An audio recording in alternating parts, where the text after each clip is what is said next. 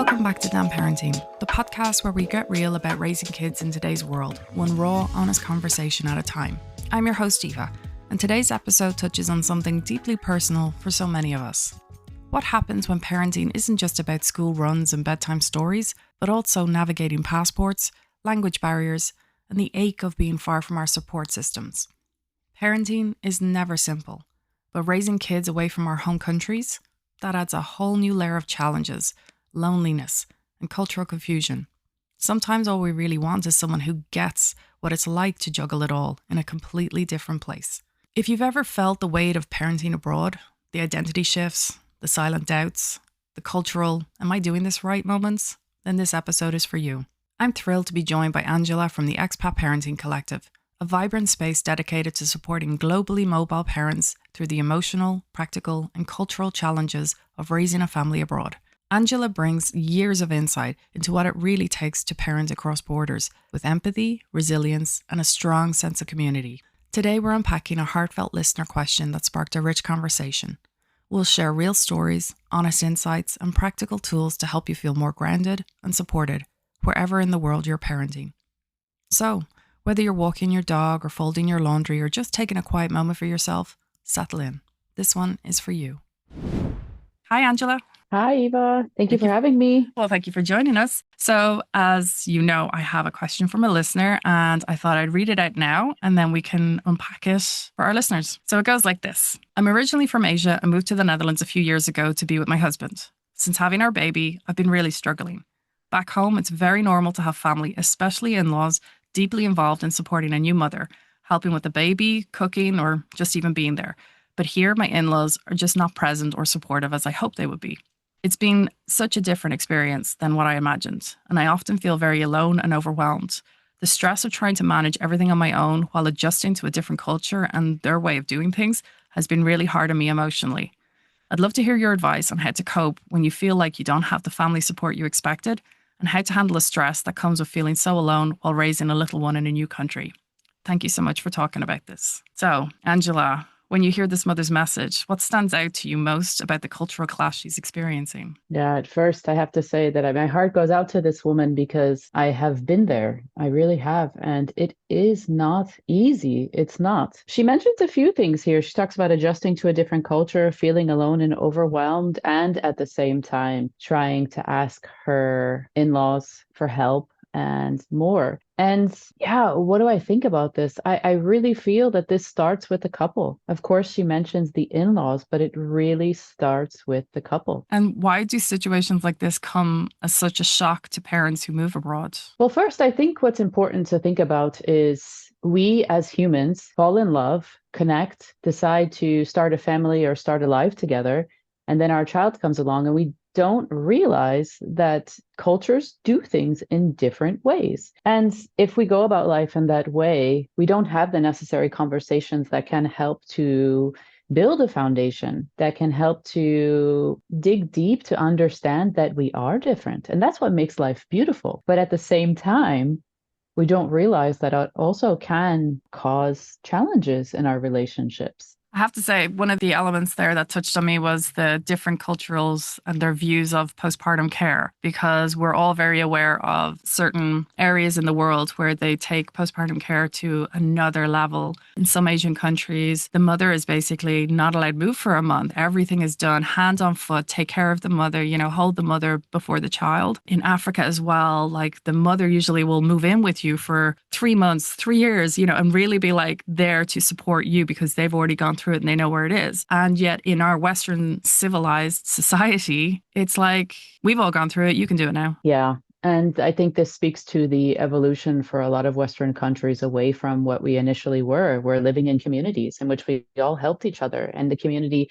really was, that it takes a village. That village was life. And that's how things were. I think that what we need to do is we need to look at the fact that lots of parts of the world have evolved past that. And that if you are in a relationship with someone from a different culture, it's quite possible that you may have different ways in which mothers are taken care of after the baby is born. And this is the reason why I say it's so important to really talk about these things before, because not only is it just two people, but there's a phrase that some I think it came from a movie, like you don't just marry your partner, you marry the family. Right? This may or may not be true depending on the person who's interpreting it. But I think what's important here is that the family culture is something that is very much connected to a partner. And so often our partners don't question this to be anything else other than normal to them. And that's the reason why I say we need to have these conversations, because it's so important to talk about how we were parented, how our culture parents us, how our culture parents in general. And with that comes how the family kind of is taking part or not taking part of the process. So there are some cultures in which the day after a baby is born, mom or dad, whoever it may be, aunts coming over to help take care of mama and the baby. And then there are some, like I said, and as you alluded to as well, lots of countries in which it's more about independence. It's more about learning as a family, this new family that's emerged, not the family of previous and where you were raised, but this new family that's emerged, letting the family unit learn how to create and build and bond and be together. You could see it from the perspective of learning new routines. The mother's hormones have just gone from pregnancy hormones down to normal female hormones again. And with that, there are the struggles that come with that. And there's also this baby who's learning how to have all its organs to start up and to, learning how to eat outside of the womb, learning how to, use all of its digestive and endocrine organs, etc. Sometimes some families will really want to have that time together to adjust into routine and to learn how to live in a family of 3 or 4 or however it may be. So going back to what I said before, I'm going to reiterate, it's so necessary to have these conversations, which come down to what did a new baby coming into a family look like when you were younger? Did you observe this in anyone else? What's normal? Did your mom go to help your sister or brother when the new baby was born? Having these conversations, because they help to plant seeds in which questions can be asked. Why do you think that is that mom has to rush over immediately? Maybe it's incredibly foreign for someone. And that's why having that space to have that conversation is so, so, so important to understand. And curiosity, truly, the bridge to understanding. When you're speaking there, it just makes me think, like, what would you say to this mother who feels like she's kind of torn between that precious moment of the new development of a new family and her partner and the frustration with the in-laws? How should she be kind of figuring that out emotionally for her to deal with two very conflicting feelings? Well, I think there's two different ways of going about this, or two different steps, I should say. First, what comes first is she needs to have a conversation with her partner and talk about how in her culture, family usually comes immediately and helps and all the rest of the stuff. And she's missing that. And I think what comes first, even before that conversation, is some serious self-awareness, which can be really tough during that postpartum period because there's so much, dare I say, pressure on a mom with everything that's going on. And so having that conversation with your partner first about the honest feelings of what you're having.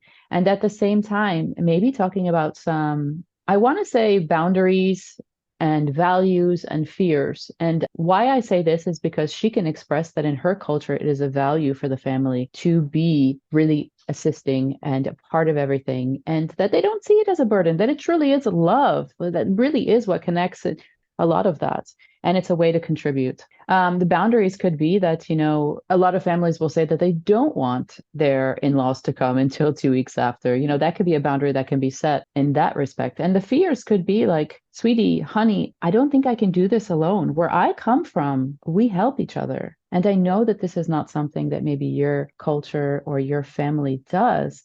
However, I need a little bit of help. And that's what family is for, is to help each other when we're struggling. And so starting with that conversation can help to really kind of be honest, open, and vulnerable. And that kind of creates a foundation to be able to figure out how to go forward to the family. And in this respect, I think there are two different angles of it. One, when you're honest and open by discussing values, boundaries, and fears, then what you can have is an understanding of where each other are coming from, because you love each other, you've had this relationship for a while, you understand each other, but you don't know everything about where someone's from. So diving deep in there can really help. And what it also can do is, by your partner communicating their needs, what they're afraid of, that can give you some understanding on how you can develop agency when it comes to your in-laws. Yes, the partner who's struggling can absolutely speak to the partner's parents, but I strongly believe that this should start with the partner who's the child of the parents. And that comes with the agency to be able to speak up to them in a way that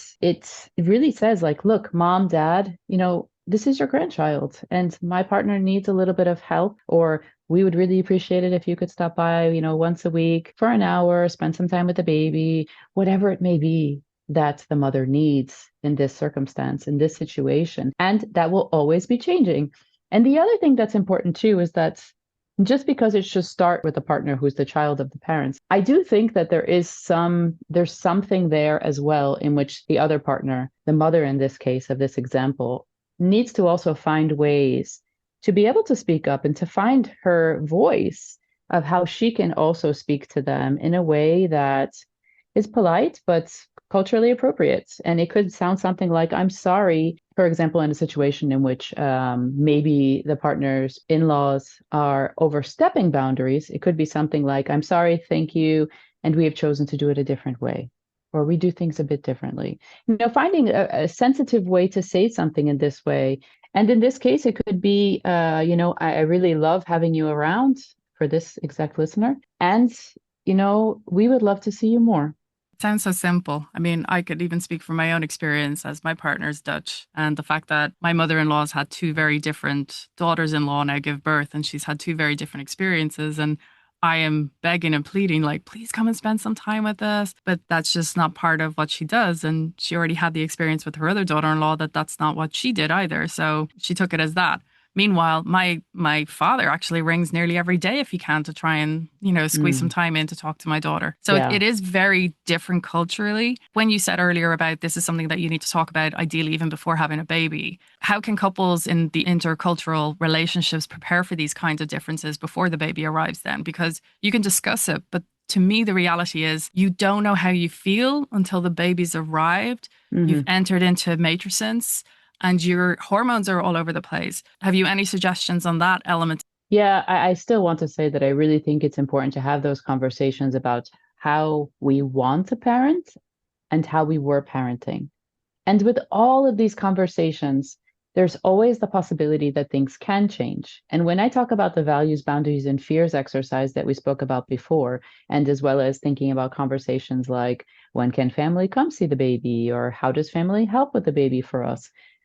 This is always going to be changing, because with every transition, with every life example, or maybe a tough birth, a really difficult birth in which you definitely need a lot more support, we need to understand that, one, we're always changing. Two, even if we just think about the life of the growth of our baby from 0 to 2 years old, things are always evolving. There are transitions, there are milestones, and sometimes we need more help and sometimes we need less. And so I think we really should adopt this, riding the waves or going with the flow, and understanding that maybe these check-ins need to happen a bit more regularly to see how can we help each other. My husband and I, we actually have a time slot on our Friday evenings to check in with each other every Friday after the kids have gone to bed. And it doesn't mean it always is necessary. It doesn't mean it always happens, but the time is there because we know that not only are our children changing and our family needs changing, but we're changing too. And if you keep that in mind and you just kind of leave some space for that conversation to happen, you can course correct or readjust or whatever it may be for the moments in which maybe what we originally thought or needed at the beginning of this huge transition of parenthood is not necessarily needed right now. One thing most parents can agree on, no matter where they are in their stages of parenting, is how vital community is. What advice do you have for parents who are feeling isolated or overwhelmed and are looking to build meaningful connections and find practical support? Yeah, I think there are some people who may have grown up in a place in which the family and all of the village or the community is a really big one and decide that they don't want that. And then likewise, vice versa, someone who's lived in a city and has people around but feels like they don't really need a lot of that, and so on and so on. I think it's important to talk about what we value very early on among couples. And that could be, I need to live in a city because I need to have culture and I need to have organizations and I need to have connections and I need to have the possibility to, do X or Y because it's important to me, or the I really want to live a really quiet lifestyle in the middle of a very rural area. These conversations should be had very early on to understand how we can live our best lives. But if we, let's say, become expat parents overseas and or decide to move overseas with our young children or even older children, it's really important to try to find our community. And I think what we often are told is, you'll find your friends within your child's class, your parent friends, mom friends. And for me, that really kind of strikes a chord because it's like a forced friendship. Like we don't have to be friends with all of our children's friends' parents. So I don't really suggest that. Of course, you can always look there and you can have conversations and you never know where they will go. Maybe you have a dinner of all the parents of your child's friends and you find that you connect with one of them. What I suggest is that you go out and you do things that you love or that you're passionate about or that you enjoy, and you will find people who are like-minded or enjoy the same things. This could be joining a mindfulness group or a meditation group, going out to a dance class, doing martial arts. It could be joining a public speaking club, stuff like that. In regards to finding connections, local connections, I always suggest that people, if they find someone that they really kind of connect with, that they invite them to go out to a coffee. And you get to learn a little bit about the local culture. And then you also get to learn a little bit about this person and see if maybe there's the potential for having a friendship or more. Maybe that your families start to get to know each other and you really become close friends and this becomes part of your community. Because I think one thing that's so important with communities is the idea that if you are two people that are from different cultures and or live really, really far away and you move to a new place, you don't have a support system. And that can be really challenging. For us, when we had our second child, we didn't know anyone to leave our child with or know anyone really well to leave our child with. And when I gave birth, she had to come with us. And that was a bit of a icky situation, or shall I say a sticky situation, maybe a little bit of both, because it was during COVID. And so that was a bit challenging for us because they didn't really want younger children at the hospital. She was only 2. But the last suggestion I'll give about building your community, because it starts with one connection, and then really you have to kind of keep putting yourself out there. The last one I would say is Facebook groups. I know that when I first moved, I really wanted to connect with other mothers. And what I did was I looked on Facebook. I looked on via Google, and I found different groups that exist in the world in which I could meet other moms that have similarities to me, whether this be English speaking moms, whether this be French speaking moms, whether this be twin moms, whether this be whatever it may be. It could be moms who like to blah. The internet is filled with groups like this. When I first moved to South Korea, I was craving something specific in regards to family lunches that I had on Sundays. And I found a group called Club Italia, and I was able to find families, individuals, lots of people. And this was a beautiful way to help me connect with others and build community. And I know that this exists all around the world. And it's a great place to kind of do a search to see if you can find exactly what you're looking for in regards to community and what you need in regards to a specific subset of or group of people or desire or hobby or whatever it may be. So you gave some suggestions there about community. Are there small mindset shifts that can help parents see the positives in both cultural approaches? Yes. So I have 3 different suggestions here. One is this is the way that my in-laws show love. This is all they know, really. And that the way that they show love may be that they don't come around because maybe they wanted that space and they enjoyed that space when they were raising their family. So it's really important to kind of see it from like, this is not that they don't want to participate, that this is just the way that they show love. This is how they contribute. The second one would be, is this me? Is this the other person? Or is this our? And what I mean by this is that, is this my way of seeing things in which I'm thinking the worst case scenario? Is this the other person kind of making an assumption or potentially seeing it through a distorted lens? Or is this really a problem between this person and me? And I think if we start to see it like that, often we realize that it's the lens in which we see life.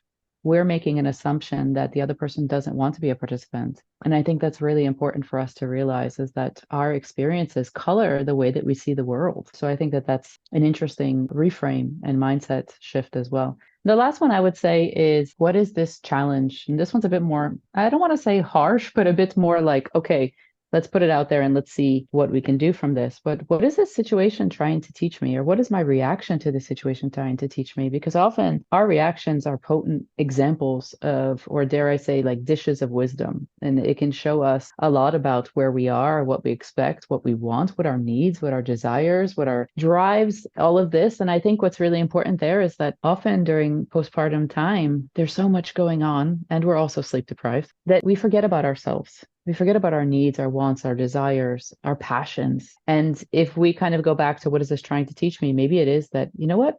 I need to express to my partner that I need 5 minutes, just 5 minutes by myself every day, not rushing off to breastfeed the baby, not rushing off to do this, not rushing off to cook dinner, change a diaper. My partner needs to take over for 5 minutes. And I think those three things can be helpful ways for us to kind of look at things from a different perspective and maybe even learn something about ourselves. Honestly, your first one already got me and made me really pause. I'm going to have to listen back to this audio because I was really stuck in the first one. It's quite an interesting perspective to really to have. So thank you for those. Those are actually really interesting. So when things are feeling really overwhelming, how can a mother reconnect with her own resilience and sense of calm?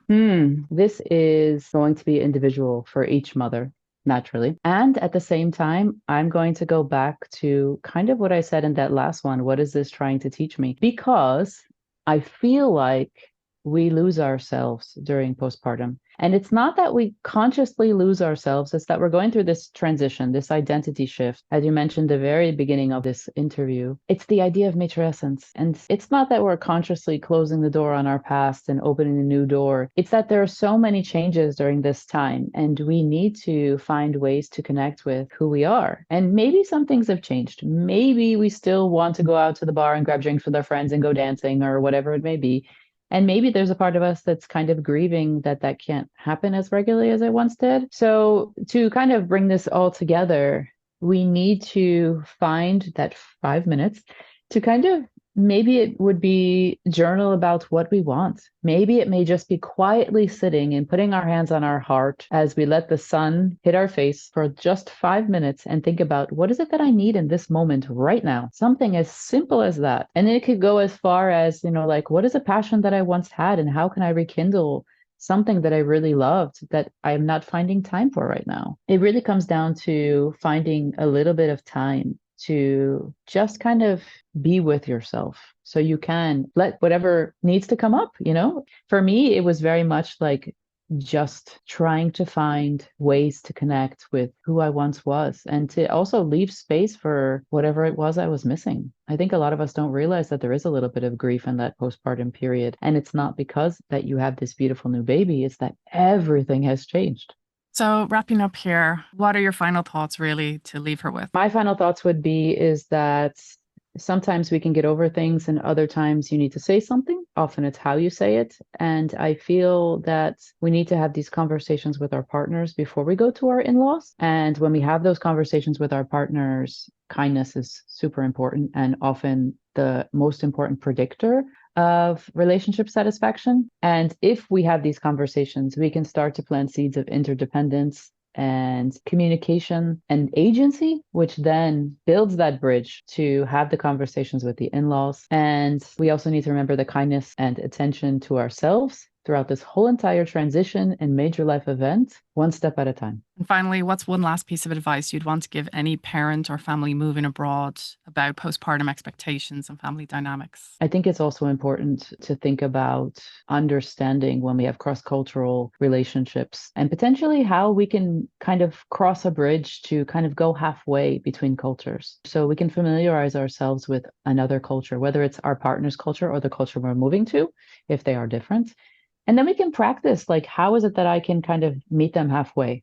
I don't have to do 100% everything the way that the Dutchies do, or the way that the Indonesians do, or the way that Kenyans do, but I can practice kind of meeting them halfway. And then go out there and try it on for yourself. Like what makes you feel comfortable? What doesn't make you feel comfortable? And in the end, curiosity is the bridge to understanding, because that's how we meet each other in a way in which we show that we're making an effort and we are trying to understand. And that really goes a long way, really. Well, thank you, Angela. That brings us to the end of today's episode. I hope this conversation with Angela has given you some reassurance and practical ideas for navigating the ups and downs of parenting away from home, and a gentle reminder that you're not alone in this. If you found this episode helpful, please take a moment to subscribe, leave a review, and share Damn Parenting with a friend who might need to hear it too.